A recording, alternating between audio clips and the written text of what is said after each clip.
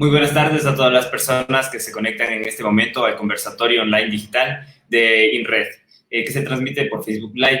A las y los cibernautas les recordamos que nos pueden enviar sus comentarios y sugerencias a nuestras redes sociales en Facebook. Nos encontramos como INRED Derechos Humanos y en Twitter como INRED1. Hoy hablaremos sobre un libro, no un libro que tal vez todas las personas conocen porque es un libro actual, un libro que se ha estrenado, que se ha lanzado hace poco tiempo. El libro se llama Ataúd en llamas, testimonios de escritores en el Guayaquil de la pandemia.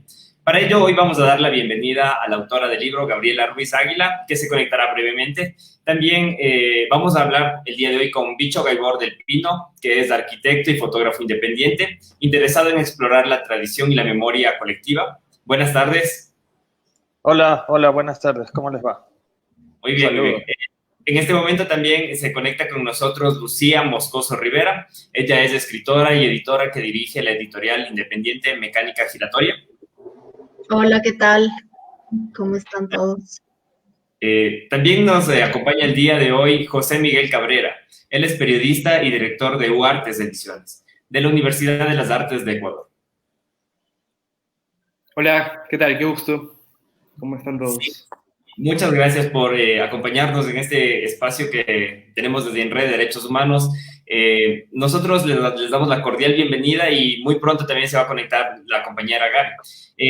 Por eso quisiera empezar este conversatorio como dando una perspectiva rápida sobre lo que pasó en Ecuador con la pandemia. La pandemia de COVID-19 ha dejado hasta el momento en Ecuador 188.138 personas contagiadas. Es un número grande y aparte de eso también podemos evidenciar que 13.316 personas han fallecido por COVID-19, según el reporte del Comité de Operaciones Especiales que fue emitido el día de ayer.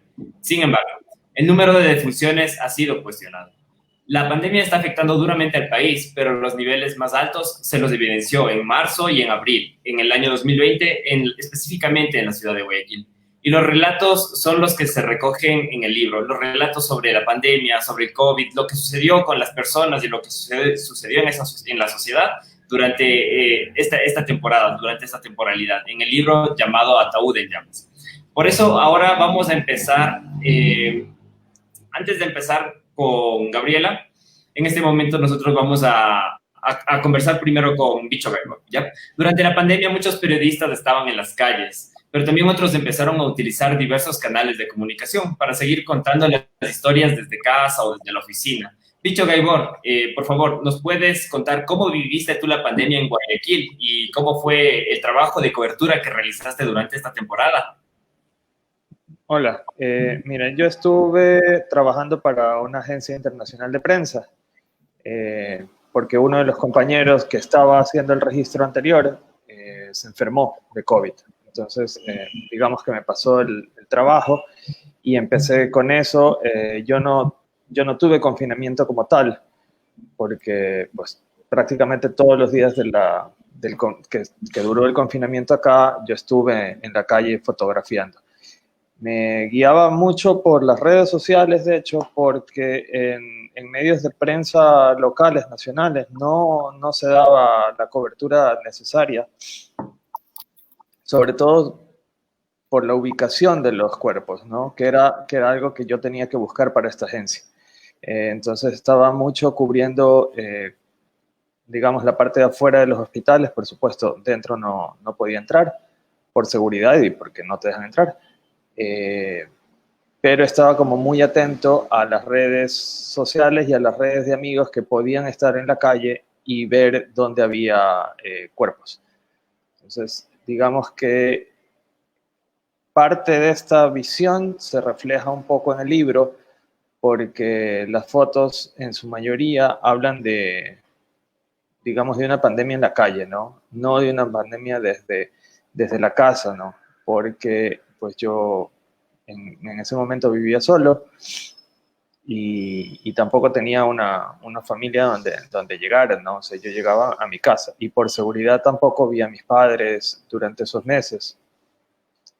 Entonces digamos que la viví de una manera un poco diferente. Y en este caso, cuando tú empezaste a hacer la cobertura, era algo nuevo.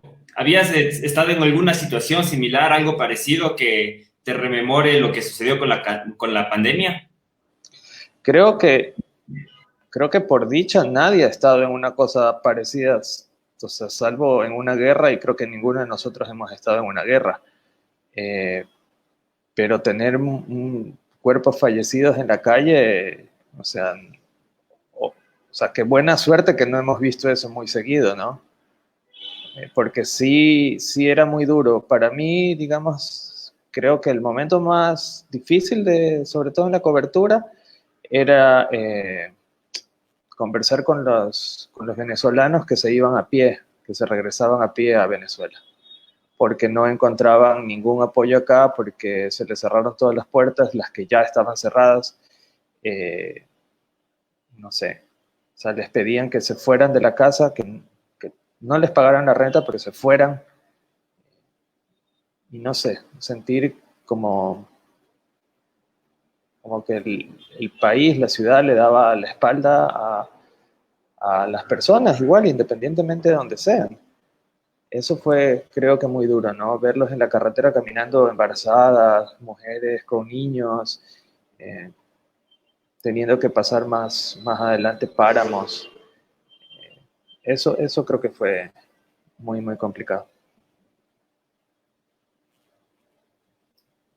Muchas gracias por la respuesta. Ahora también queremos entender que la pandemia ha golpeado económicamente a varias familias ecuatorianas y también a negocios y empresas, no solo en el país, sino a nivel mundial también.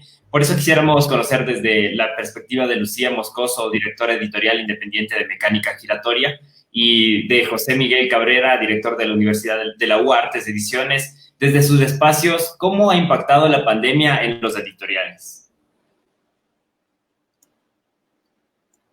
Empecemos con Lucía, si les parece.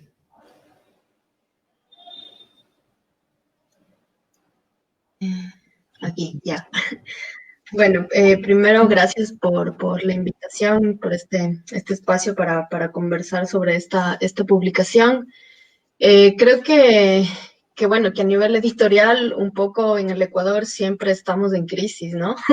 Pero que evidentemente la pandemia nos ha afectado como mucho más, o sea, desde el hecho de que, no sé, en los inicios, por ejemplo, hasta se temía que te puedas contagiar a través de los libros, ¿no? Si comprabas libros y cosas así, ¿no? O sea, llegó, digamos, a ese punto.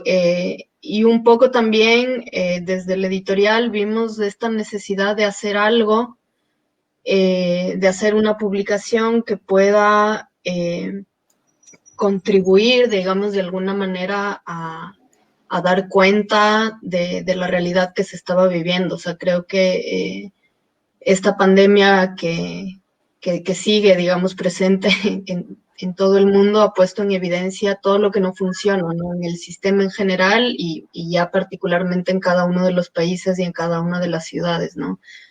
Entonces, un poco teníamos este compromiso o esta necesidad de contar historias y de hablar de cosas que no se estaban diciendo, que se estaban tapando un poco, ¿no? Como toda la dura, digamos, realidad que se vivió sobre todo en Guayaquil.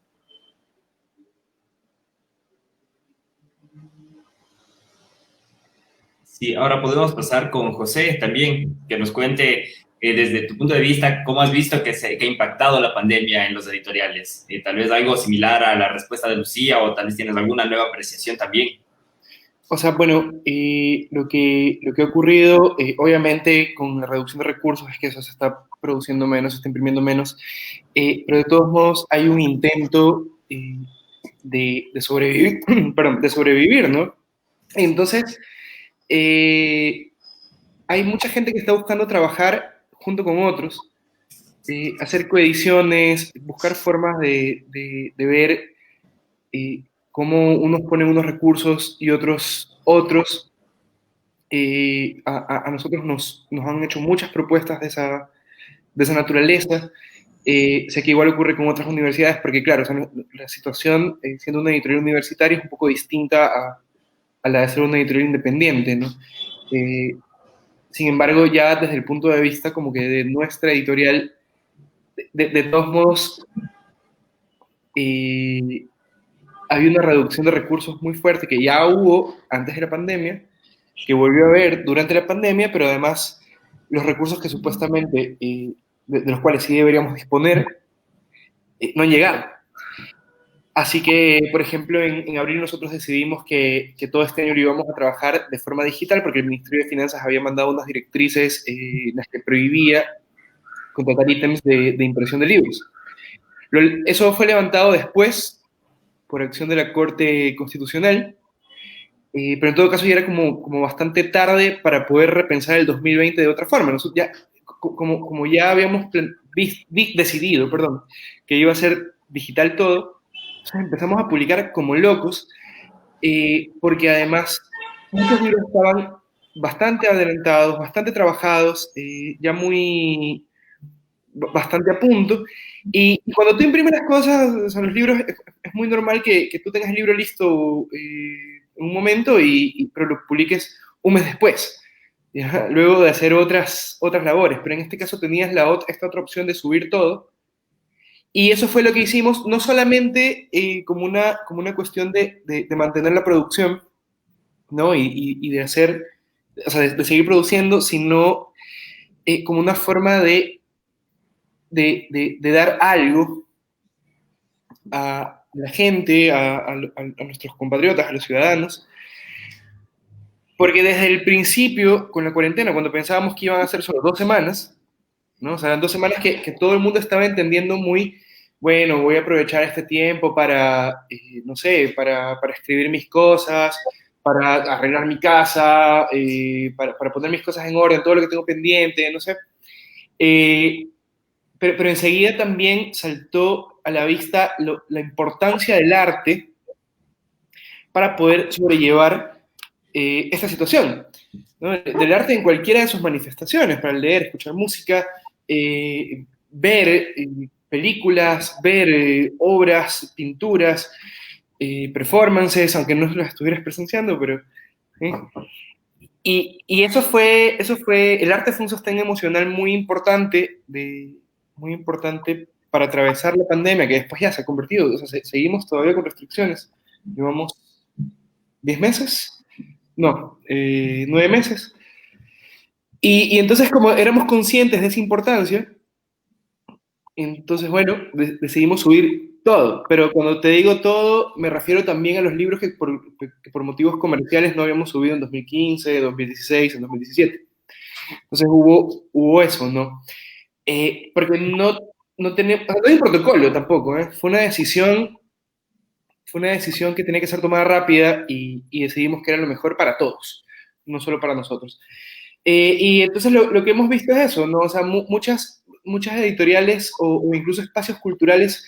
Voy a hablar ahorita, por ejemplo, de mi compañera Paulina Briones, que es docente en la Universidad de las Artes, que también tiene un espacio llamado Casa Morada, que es una librería on demand, de alguna forma, pero o sea, la Casa Morada no dejó de distribuir sus libros, enviándolos a domicilio y todo esto, pero además ahora en los últimos meses con mucha fuerza está organizando estos mercadillos de libros en parques de Urdesa o en otros espacios, en la propia Casa Morada. Entonces, claro, el impacto ha sido ¿no? De que nos exige mucho más. La gente está muy, muy, muy agotada, pero todos queremos sobrevivir. Perdón, me he extendido un montón. Pero ese es el highlight, ¿no? Hemos querido sobrevivir. Sí, justamente, ¿no? Ha sido un espacio en el cual el hecho de transformar las cosas físicas al mundo de lo digital ha puesto como estos, digamos, espacios para innovar también. Ha sido un reto en realidad para varios sectores, desde la educación, las artes, todos han tenido que adaptarse. Y por eso tal vez, Lucía, ¿podrías ayudarnos a complementar esto? ¿Crees que ahora acceder a los libros en físico, como era una de las ideas principales de tener un libro y leer, ya no es una prioridad para la gente? Bueno, no sé si en algún momento ha sido realmente una prioridad, hablando del libro, ¿no? En concreto y hablando del Ecuador en concreto, ¿no? Pero sí es verdad, un poco reafirmando lo que dice José Miguel, ¿no? Como esta necesidad de acompañarnos, de sostenernos a través del arte y a través de la literatura ya en concreto, sí nos ha llevado también a las editoriales a plantearnos un poco la introducción, digamos, en el mundo digital, porque no es algo tan común en el sector editorial ecuatoriano, ¿no?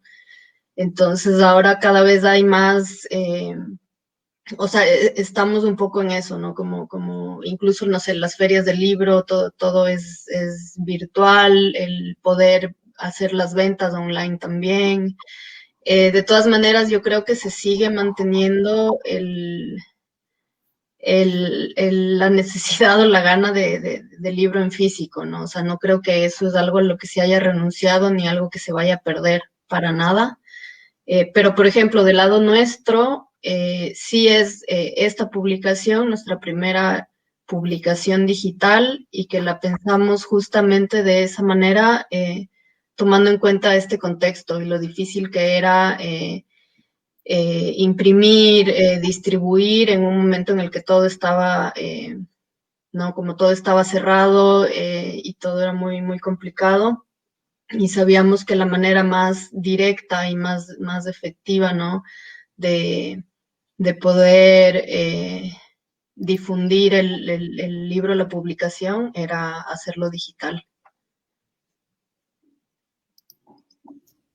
Sí, muchas gracias por esa respuesta. Tal vez en este momento alguno de ustedes nos podría comentar, no sé si es que vamos primero, bueno, vamos a ir por bicho en este momento, ¿ya? No sé si tú nos puedes contar cuál de todas las historias que se presentan en el libro Ataúd en Llamas es la que más te ha impactado o la que tú has sentido como una relación mayor al leerla, algún impacto más fuerte en ti.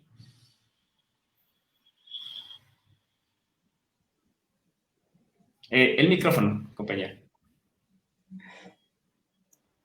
Ahí estoy. Me gustó mucho la última, más por lo que dice que más bien me juega bastante con cómo se junta con las fotos. Es la de Gustavo Calderón, porque él también usa fotos para narrar. Entonces no se queda en una narración, digamos, tenía un poco como cierto cuidado en que las fotos no se separen tanto del texto, ¿no? Sino que en algún momento haya esa unión. Entonces, encontrarme con estas pequeñas fotos en el último texto, creo que me ayudó un montón a tener un cierre, no sé si más divertido es buena palabra, pero en tal caso no tan duro, no tan brusco, no tan, pues, tan como lo que pasó, ¿no? Así como, porque finalmente termino con una mariposa que representa la muerte, luego con una cruz y luego con esta estática de televisión que es como cuando ya nos quedamos sin señal, ¿no? Y de pronto Gustavo mete ahí un microondas y unas cosas que parecen medio divertido. Entonces me alegró un montón que no terminara así como tan, no sé si crudo, fuerte. Entonces eso como que suaviza un poco las fotos y junta de alguna buena manera al final, ¿no? del libro, junta ya las dos maneras de narración, ¿no? El texto y las fotos. Entonces esa creo que me hace como un buen guiño, digamos. Justo viendo el recorrido del libro, pues, las personas que pueden acceder de manera digital, igual más adelante ya les vamos a decir dónde se encuentra. Uno va leyendo el libro y va viendo que las fotografías van como en crecimiento, ¿no? Van mostrando un poco más, van mostrando desde detalles de escaleras, van mostrando detalles de algunas partes, hasta ya símbolos que tal vez la gente va a asociarlos más por las noticias que recibió durante la pandemia, que sería, por ejemplo, el fuego cerca de un auto, es decir, ya esas imágenes que en algún momento a personas llegaron a estremecerlas diciendo que las personas estaban quemando a sus familiares en las calles. Y después de familiares que habían fallecido por COVID. Después de eso vamos viendo otras fotografías que ya van siendo un poquito más la cruz que nos mencionaste y también el color azul hasta llegar a la mariposa, como que va de una manera progresiva. Por eso quisiéramos preguntar también, Bicho Gaibor, ¿cómo fue el proceso para que cada fotografía calce con cada historia? Además, notamos esta tonalidad azul en las fotografías. ¿Qué es lo que tratabas de representar o de mostrar a través del color?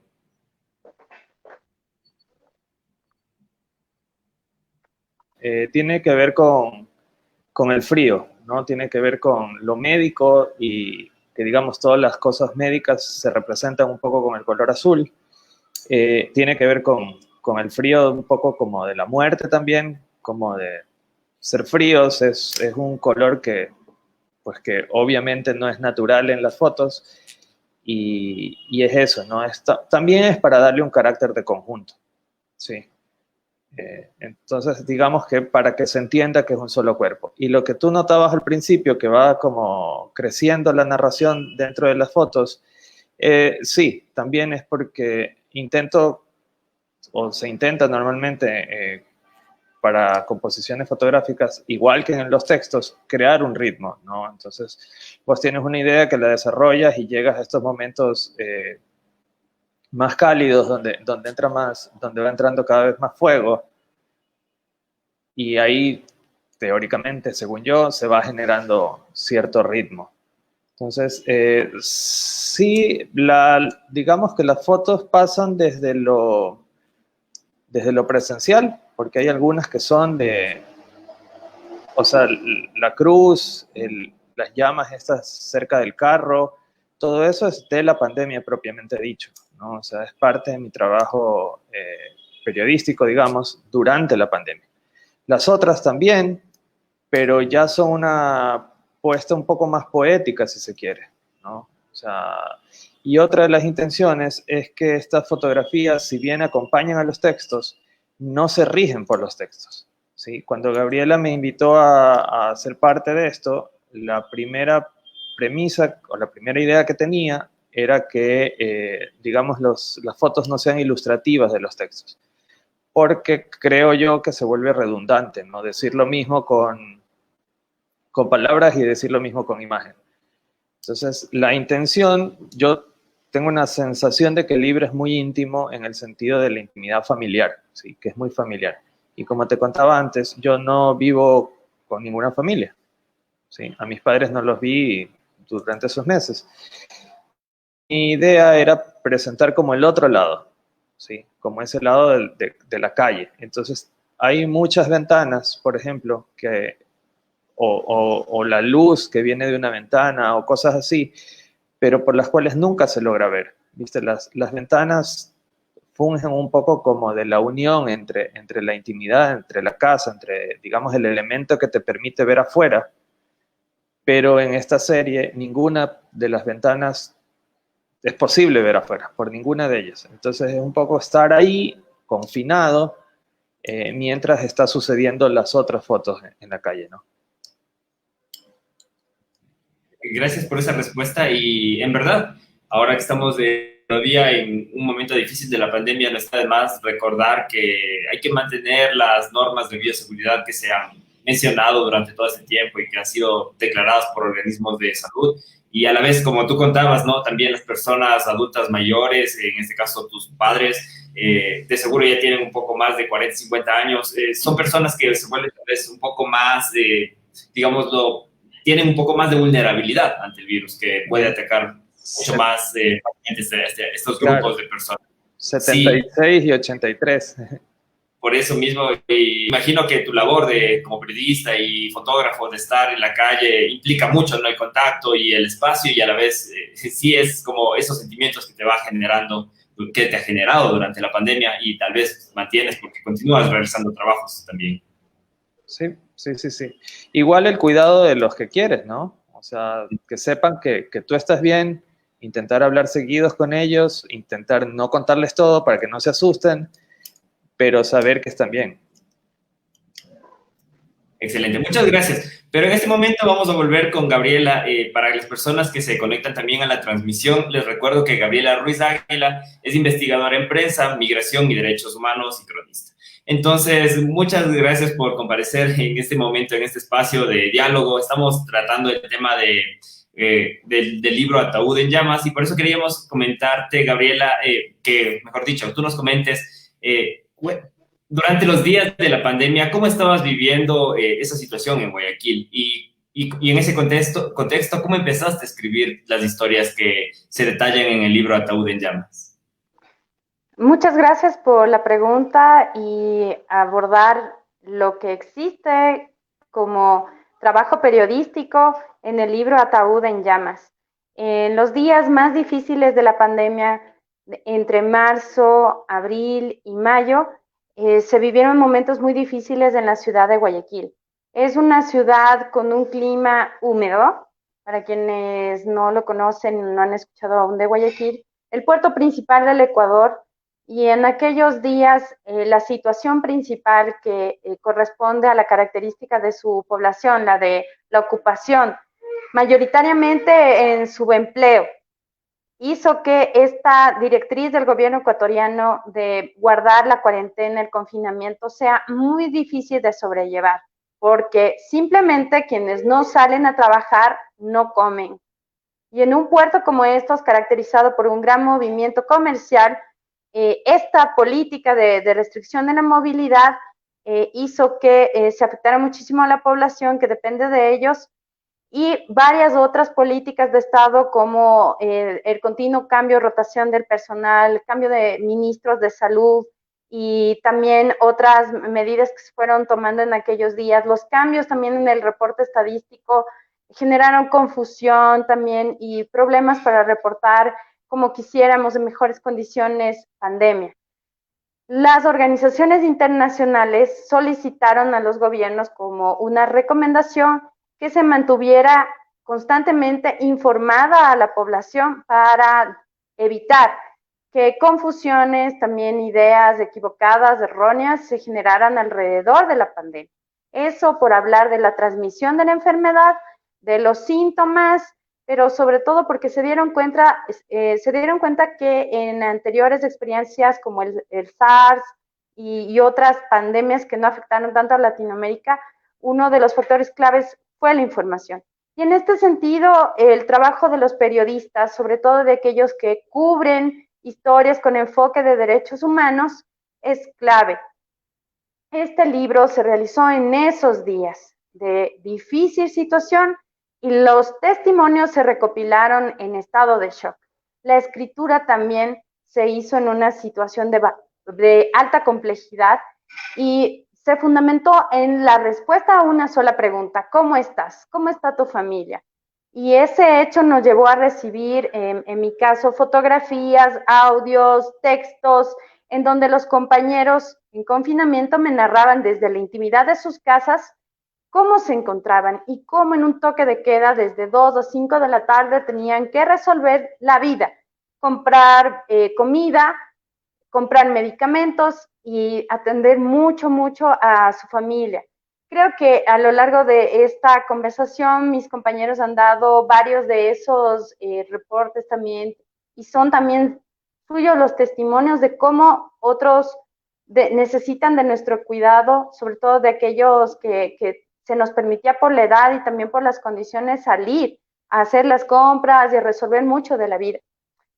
Y una de las también situaciones, hablando desde la política pública, que volvió más vulnerables a muchos de estos grupos poblacionales, fue el anuncio, por ejemplo, del vicepresidente de la República, que frente a la falta de acatamiento de estas normas de restricción de la movilidad, entonces habría que elegir a quién salvarle la vida.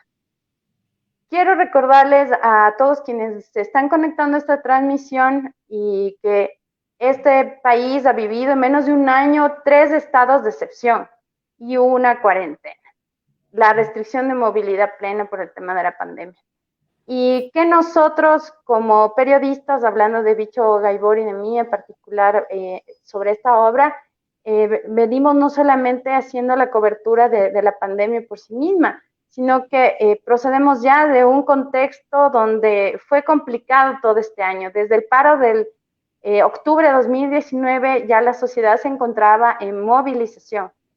Y los motivos no fueron únicamente el retiro del subsidio a las gasolinas, a los combustibles, sino también una aplicación de políticas del FMI y de reforma, de cambio a toda la política laboral que afectaba, como justamente vemos, a las personas que se encuentran en la economía activa de este país. Y bueno, eso y toda la violencia de la que fuimos testigos en este despliegue de octubre, en donde los elementos de las fuerzas policiales y también militares estuvieron en las calles, pues ha imprimido también un ánimo, un contexto donde hicimos periodismo, donde tuvimos también que recoger actualmente estos testimonios. Y entre las cosas que se deben decir es que es eso, no se pueden separar un evento de otro. Por ejemplo, el análisis de la animosidad o cómo se reporta la pandemia, lejos de lo que veníamos ya viviendo y también observando en el contexto del paro del 2019. Es así que justamente esta semana acabamos de tener noticias respecto a estos hechos y llevo, yo creo, ahí un pequeño también testimonio de los compañeros periodistas con quienes nos hemos reunido y hemos compartido este sentimiento. Ya veníamos impresionados, también golpeados por todo lo que vimos en esos meses y ahora, como ya les relató Bicho Gaibor, ya está prácticamente en las calles atestiguando la muerte de varios ciudadanos porque no podían acceder a los sistemas, por ejemplo, de salud o de también atención a los grupos vulnerables. Eso fue complicado. Y actualmente pues estamos viendo todos los efectos de cómo se cuentan estas historias, tanto en la prensa, pero también en lo que será la literatura. Sí, y bueno, voy a tratar de hacer otra pregunta más para complementar un poco las ideas que veníamos desarrollando hasta este momento.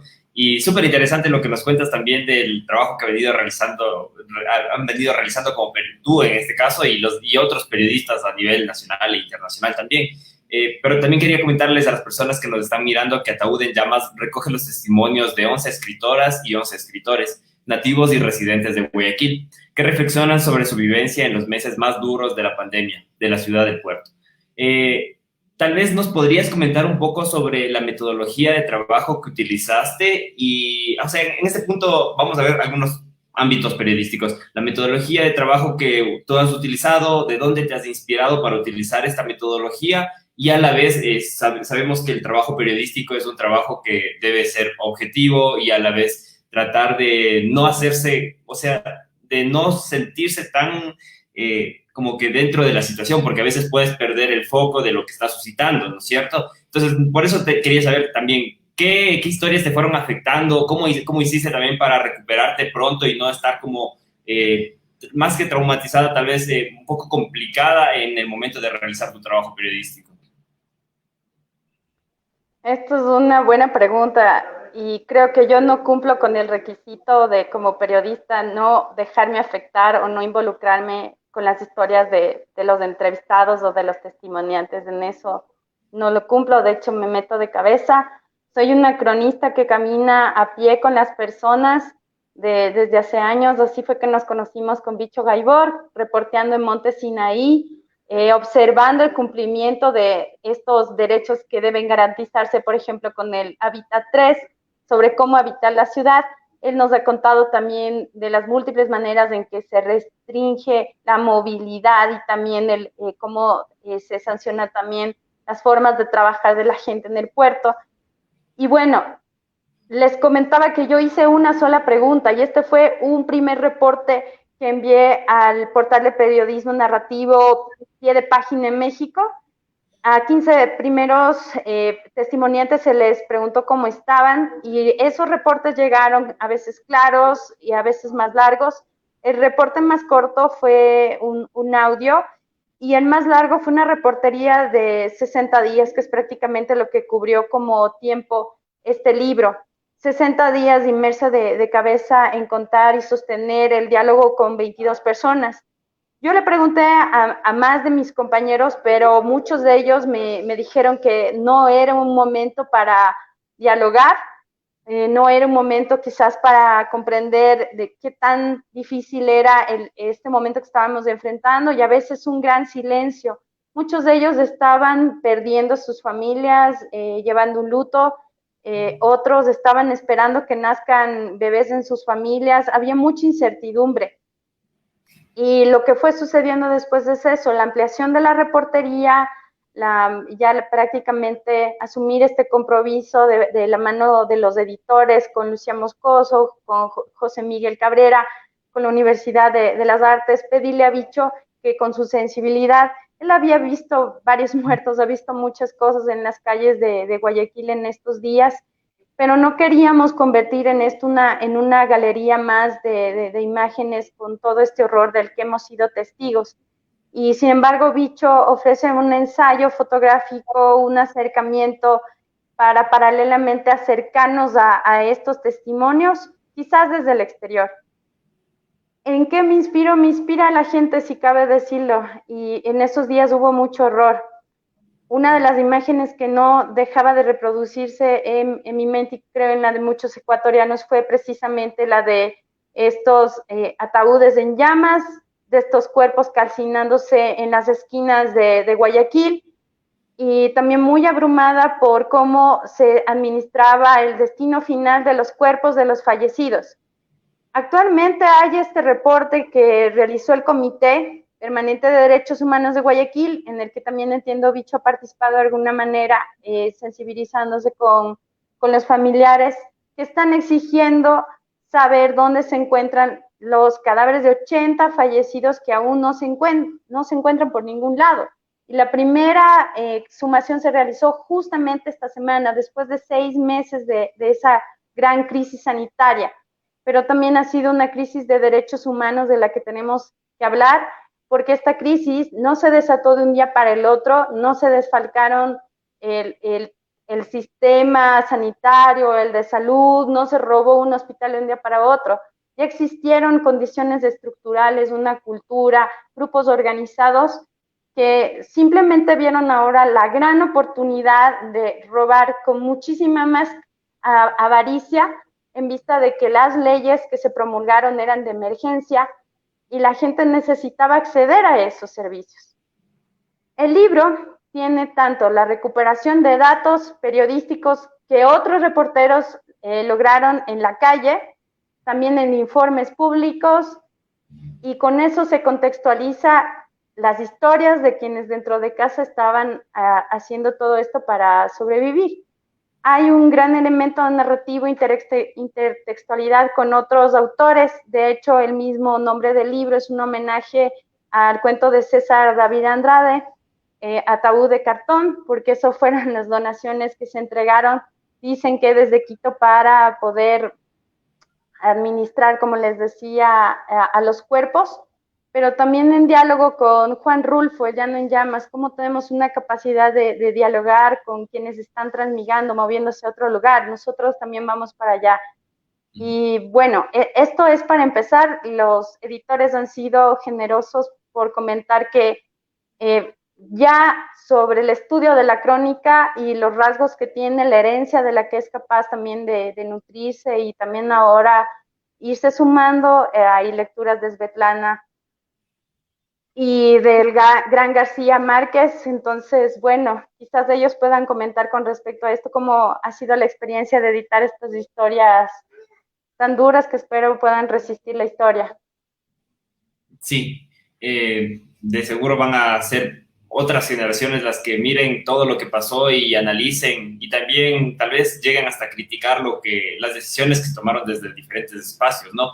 En este caso también con Miguel me gustaría regresar y saber cómo manejar los relatos de esta naturaleza, de esta problemática que ha suscitado una nueva problemática, y las formas de las que se actuaron, para que a la vez el lector pueda acercarse a las historias y no se constituya en un objeto de morbo.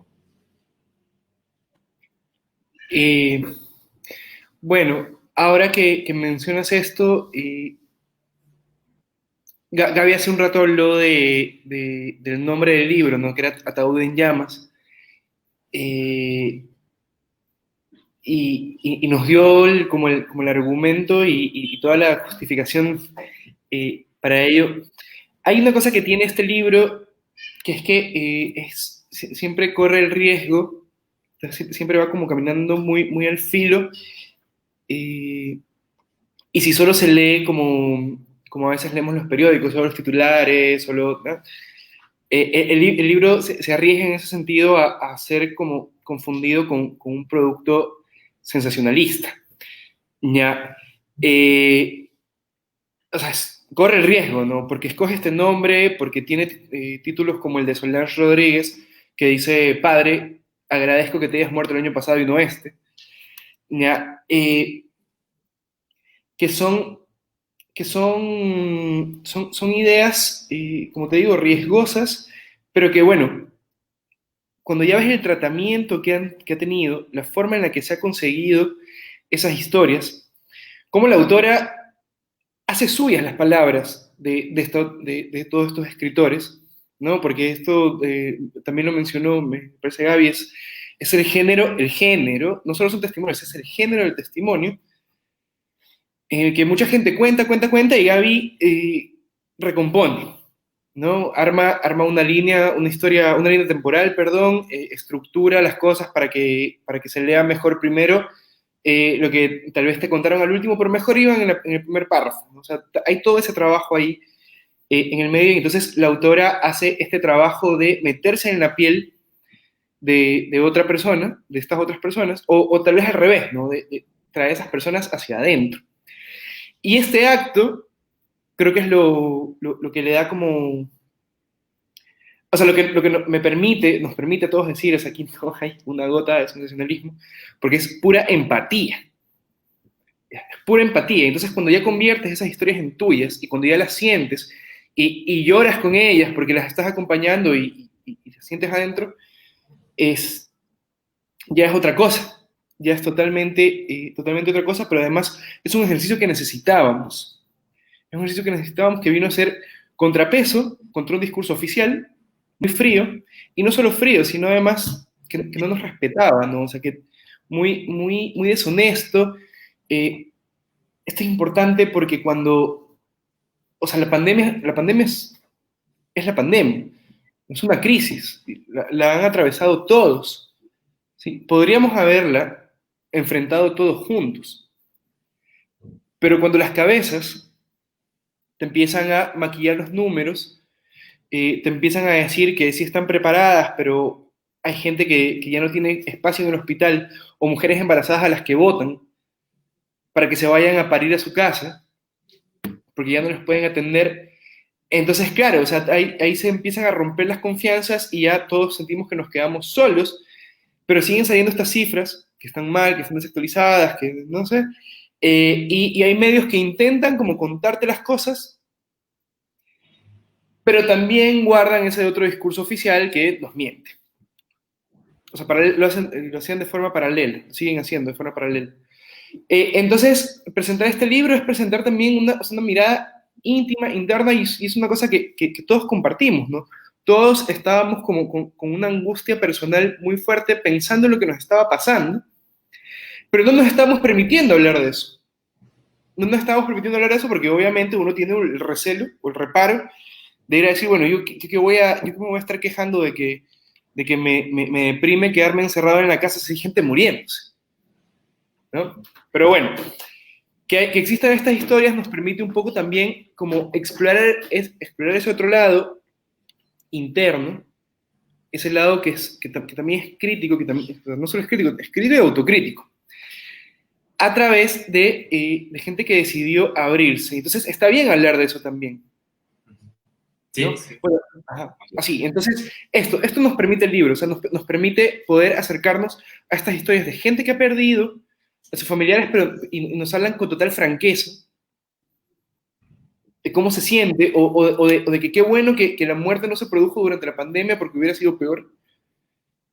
O incluso hay una mirada y un relato que es muy optimista, digamos, que es como de Andrés Emilio León, que tiene una novela muy chévere que se llama Descartable, le recomiendo. Pero Andrés Emilio, o al menos cuando se escribió este testimonio, lo que contaba ahí nos hacía sentir que él estaba como aprovechando realmente el tiempo para pasarlo con sus hijos pequeños, para reconectar ahí esa relación, para volver a la música, ¿no? Cosas importantes, ¿no? Cosas importantes que de una u otra forma estaban postergadas. Y al mismo tiempo,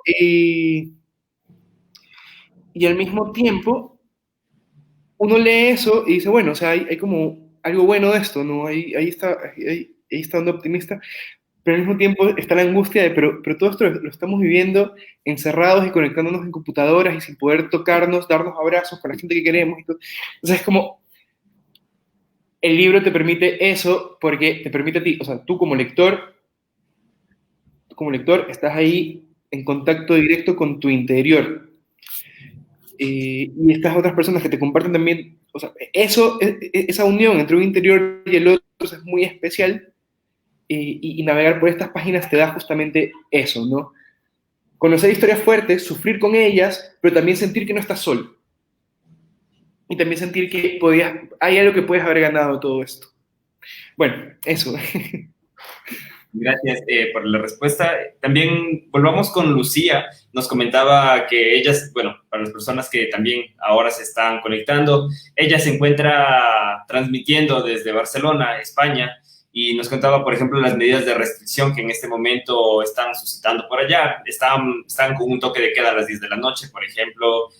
Algo similar ya habíamos pasado aquí en el Ecuador. Pero desde tu contexto, desde el lugar en el que te encuentras, no sé si nos puedes comentar sobre algunos otros libros similares que has escuchado que se están publicando tal vez en Europa, o tal vez tienes conocimiento de otros libros similares sobre este tipo de escritura que se ha realizado a través de Ataúd en Llamas en Ecuador. Y también, ¿por qué tú crees, también escucharte a ti, por qué tú crees que es necesario publicar este tipo de relatos? El micrófono. Ahí, ya. Bueno, yo me sumo en realidad a todo lo que dijo José Miguel, digamos, y en ese sentido ha sido como muy grato este trabajo de coedición, porque hemos coincidido en fondo y forma, digamos, dentro del proceso. Creo que este es un libro valiente, justamente por todas estas cosas que comentaba José Miguel. O sea, no solamente el hecho de contar las cosas que no se estaban diciendo, sino el hecho de a través de estas historias poder eso, ¿no? Sentir que no estás solo, sentir que estás acompañado. Creo que el trabajo de la Gaby fue muy profundo y muy delicado al mismo tiempo, ¿no? Porque hablar de muerte, hablar de peligro, hablar de miedo y hablar también de esta necesidad del cuidado por el otro, ¿no? De cómo en lo cotidiano se filtra la muerte todo el tiempo, es bastante fuerte, ¿no?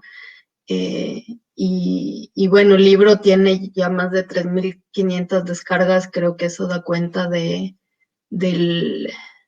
su valor, digamos, ¿no? Y de su fuerza.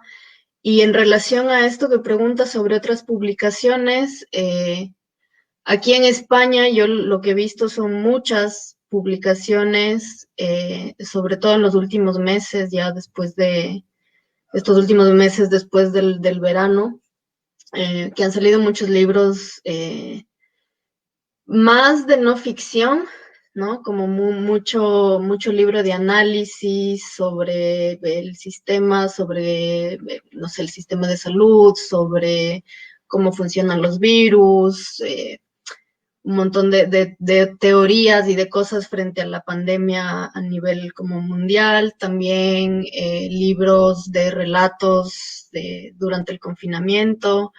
Ha habido una producción bastante abundante en ese sentido.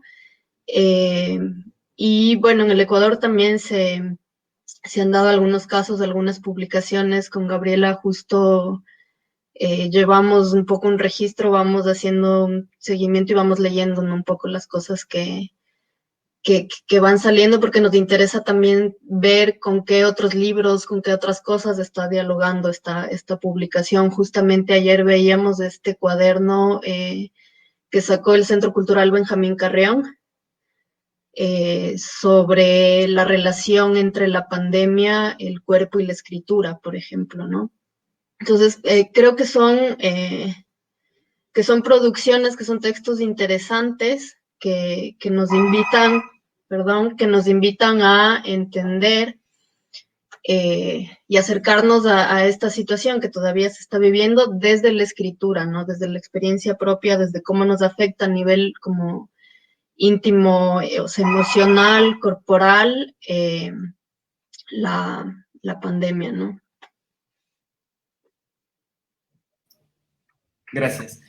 También, como habíamos comentado un poco antes, a los periodistas, a los fotógrafos, las personas que se encuentran tal vez en el campo realizando estas coberturas, son personas que se encuentran más expuestas a la realidad de diferentes sucesos y acontecimientos como lo que está pasando con la pandemia. Por eso también con Bicho nos gustaría ver si es que nos puede comentar si es posible evitar estas realidades, que estas realidades sobre todo nos afecten o esto afecte también el trabajo del texto o del trabajo de la captura de los momentos a través de la fotografía.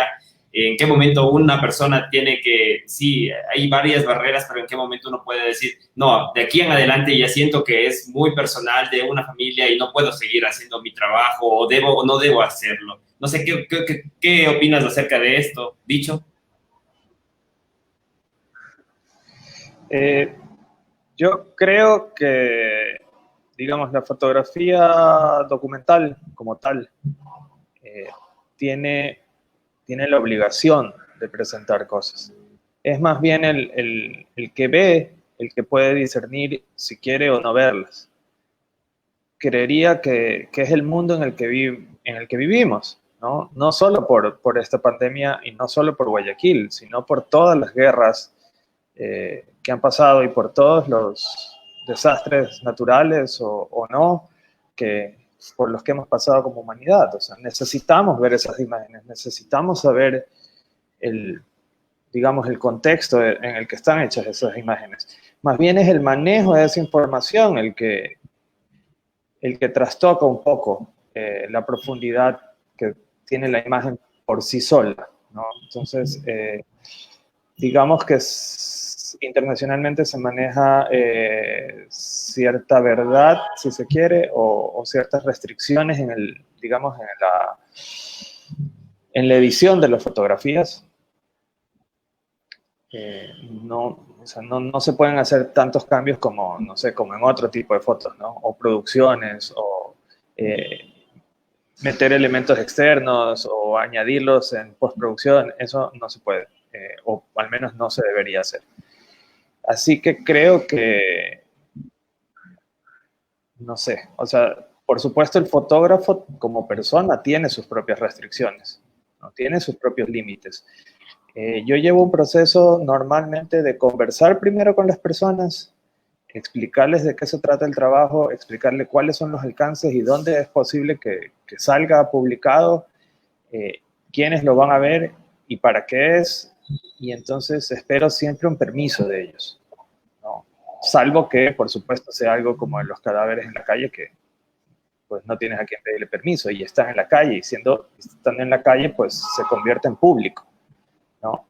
Pero, por ejemplo, fui en algún momento a Santa Elena, la provincia de Santa Elena, que es la provincia donde está la playa, digamos, más cercana a Guayaquil, porque allá también había un alto porcentaje de gente falleciendo, ¿no? En Guayaquil fue algo así como el 400% más de lo normal. Claro, Guayaquil tiene muchos más habitantes, pero en Santa Elena eran cerca de 700% más. En porcentaje es una monstruosidad, pero en cantidad de gente no es tanta, entonces los medios no le pararon mucha bola, digamos. Y allá veía unos procesos más bien comunitarios que me parecían súper interesantes, ¿no? O sea, los carpinteros habían dejado de hacer muebles y estaban haciendo ataúdes, porque tampoco hay funerarias, o las pocas que hay ya no tenían más ataúdes. Entonces son los carpinteros los que fabricaban como 2 o 3 al día y se los iban a dejar a cada casa, ¿no? O sea, donde había una persona fallecida. Y entonces hice reportería de todo el proceso, ¿no? Desde que construyen el ataúd, desde que lo llevan a la casa, velan a la persona que ha muerto y luego lo entierran el mismo día. Porque por leyes no podían velarlo por más de 3 horas. Los familiares, cuando ellos tienen el ritual de velarlo por 3 días. Entonces se genera una angustia más allá de lo normal, ¿no? O sea, se puede entender las razones, pero al mismo tiempo es como una violación cultural que se hace, ¿no? Y ellos, digamos, puedes entenderlo con la cabeza, pero el corazón dice otra cosa. Claro. Y eso fue bastante difícil de ver, de estar ahí. Pero sí, yo creo que es necesario que si yo estuve ahí se muestren esas imágenes. ¿Sí? Creo que ese es digamos, ese es mi trabajo, y más que mi trabajo, es como mi deber en ese momento, ¿no? Como mi responsabilidad social, digamos. Sí. Muchas gracias.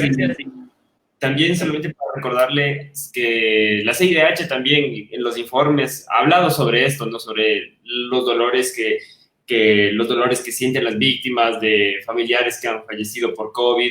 Entonces, ahí creo que puntos también que se han tratado a nivel internacional y, por ejemplo, las cuestiones culturales, ¿no? Como tú dices, es muy importante de rescatar porque no todos tenemos las mismas tradiciones y eso rescataba o señalaba también la CIDH. En este momento vamos a irnos con unas preguntas muy cortitas y posteriormente ya vamos a finalizar este espacio. Les agradezco por todo lo que nos han compartido, por el valioso aporte del libro también. En este caso también quisiera preguntarle a Lucía y a Miguel brevemente qué comentarios han recibido sobre el libro de algunos conocidos, amigos o en medios ya han dado seguimiento a este libro. ¿Nos pueden comentar? Tal vez primero Lucía. Y después, sí. Sí, bueno, tal vez yo quisiera resaltar más como comentarios que he recibido del libro fuera del Ecuador, sobre todo, bueno, aquí y con algunos amigos y compañeros de escritores y periodistas y un poco la recepción del libro es o sea, la respuesta es mucho el conmoverse, ¿no?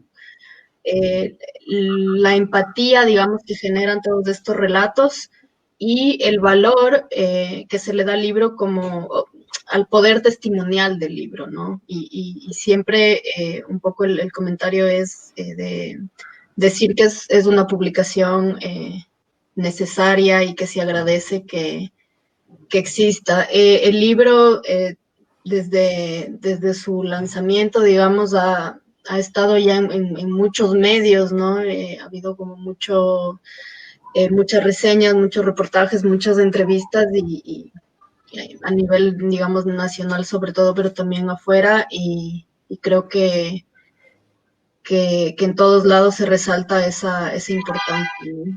O sea, la importancia de acercarnos a estos testimonios. Miguel, tal vez algo que añadir, algún comentario que recibieron ya de alguna persona que fue directamente sobre este libro.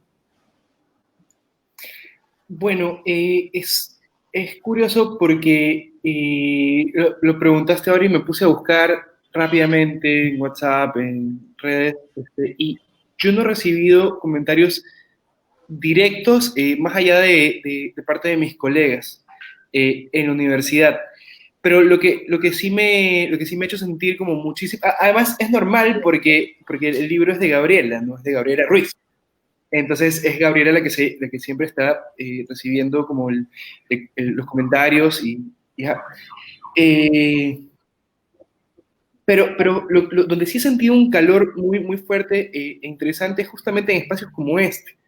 Y eso ha sido muy, muy lindo porque en varias transmisiones, en plataformas como StreamYard o como en Facebook o en estas presentaciones en vivo, yo notaba cómo iban apareciendo comentarios y cómo iban diciendo cosas las personas a medida de lo que íbamos hablando. Y entonces ese es como el calor que a mí me marcó muy, muy positivamente. Y era y en especial ocurría cuando contábamos por qué el libro se distribuye de forma pública, ¿no? Que era básicamente la razón es porque lo necesitamos todos, nosotros y los lectores. Y eso ha causado, o al menos he visto que ha tenido retroalimentación, porque sí, ha tenido bastante retroalimentación y y es un acto de empatía, como la escritura de todo este libro. Vamos a ver, también ha habido algún comentario en la transmisión. Tenemos un comentario de Margot NB que dice: yo soy testiga de cómo los familiares de fallecidos en casas por COVID no sabían qué hacer y ahora peregrinan por tener luto sin un cuerpo. Tal vez refiriéndose también a la investigación de cuerpos extraviados del CDH, que se mostró toda esta problemática.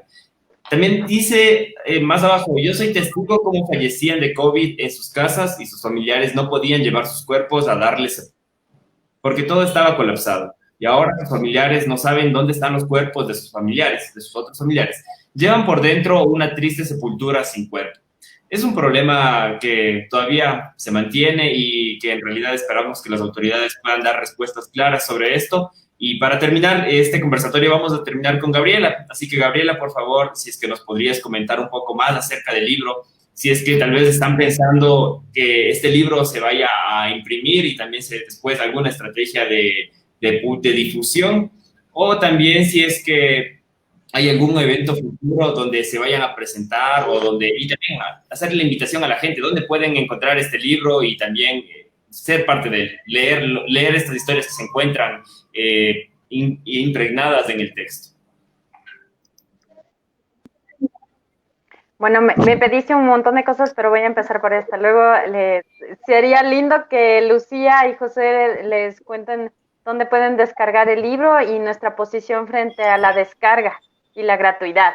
Ese es un punto también muy relevante para nosotros como escritores, como sector artístico, que también ha sido uno de los más afectados y vulnerados en esta pandemia.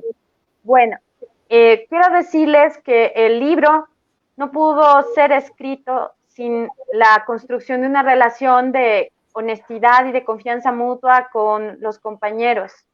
En un momento donde también se negó la existencia de la crisis, el rebasamiento del Estado, que no ha logrado ser en lo práctico un estado de bienestar y garantizarnos los derechos de salud, los derechos de acceso a lo mínimo, ¿no? Y en ese sentido, recuperar la memoria, al menos de estos 22 compañeros que tienen oficio, que algunos de ellos tienen una carrera ya hecha y que continúan produciendo, y otros también son jóvenes y han emprendido el trabajo, pues revela que hay una capacidad de generar puntos de vista etarios de diferentes procedencias, y eso me parece hermoso.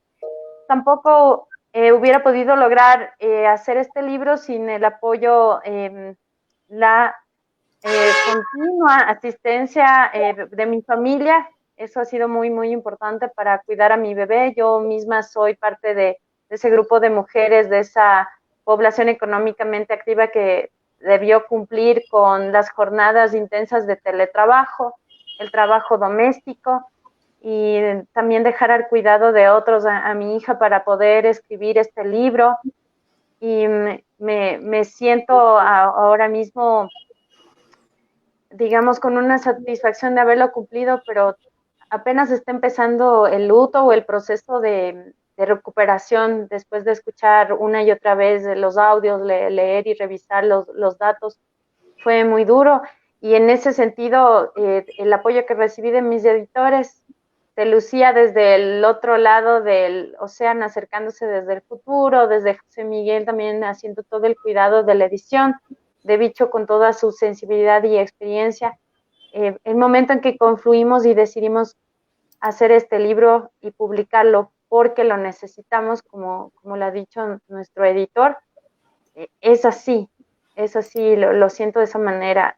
También están en este trabajo, en el diseño de portada, Jaime Hidalgo Maldonado, Braulio Hidalgo y Costilla, el equipo editorial de Artes Ediciones, también todo el trabajo de la mecánica, porque yo creo que es eso, que nuestro caminar nos ha juntado a hacer un libro como Ataúd en Llamas para que pueda sentirse, vibrarse. Y a ustedes también, agradecida, porque de hecho que un libro como este tenga eco y cobertura en un espacio como INRED, que también se ha dedicado a lo largo de los años a hacer su trabajo en defensa de los derechos humanos, pues me alegra, me da satisfacción porque siento que es que ha sido un camino que se ha labrado en lo particular en mi trayectoria como periodista, en el periodismo independiente.